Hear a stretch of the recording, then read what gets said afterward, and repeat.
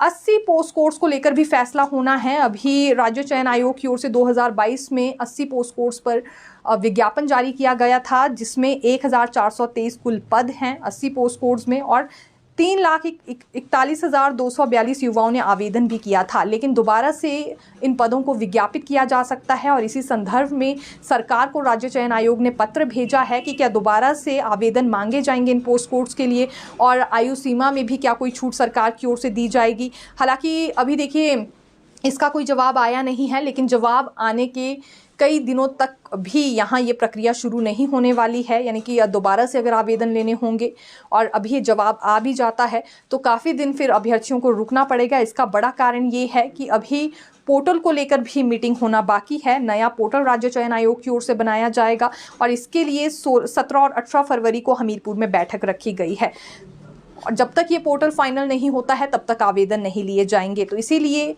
पहली बात तो ये कि 80 पोस्ट कोर्स को लेकर विज्ञापन जो जारी हुए थे और अभ्यर्थियों ने आवेदन भी किए थे, नए सिरे से अब यहाँ आवेदन फिर लिए जा सकते हैं। इसमें आयु सीमा में भी छूट दी जा सकती है, क्योंकि इसी तरह का प्रस्ताव यहाँ तैयार किया गया है राज्य चयन आयोग की ओर से, जो कि सरकार को भेजा गया है। और तीसरी सबसे बड़ी बात ये कि सरकार ने अभी तक जवाब दिया नहीं, और जब जवाब देगी भी तो काफ़ी समय प्रक्रिया शुरू करने में लग जाएगा। 17 और 18 फरवरी को हमीरपुर में बैठक है। अगले कल सोलन में शिक्षित बेरोजगार संघ की ओर से प्रदर्शन किया जाएगा। आउटसोर्स पर भर्तियां हो रही हैं और ये आउटसोर्स भर्तियों को सहन नहीं करेंगे। एनटीटी भर्ती, टीजीटी, जेबीटी और नर्सिंग भर्ती, ये सभी आउटसोर्स आधार पर हो रही हैं। ये युवाओं के साथ खिलवाड़ है, जो कि दिन रात कमीशन क्वालिफाई करने के लिए मेहनत कर रहे हैं। तो इसीलिए ये सोलन में ओल्ड बस स्टैंड में मशरूम चौक तक रैली निकालने वाले हैं और सरकार की इस नीति का विरोध करेंगे। ये जो आउटसोर्स आधार पर भर्तियां हैं ये सही नहीं है, नियमित तौर पर भर्तियां होनी चाहिए, ये शिक्षित बेरोजगार संघ की ओर से कहा गया है। देखिए, नेशनल अवॉर्डी टीचर्स के लिए एक राहत भरी खबर है और स्टेट अवॉर्डी टीचर्स को लेकर भी यहाँ गाइडलाइन जारी की गई है सरकार की ओर से।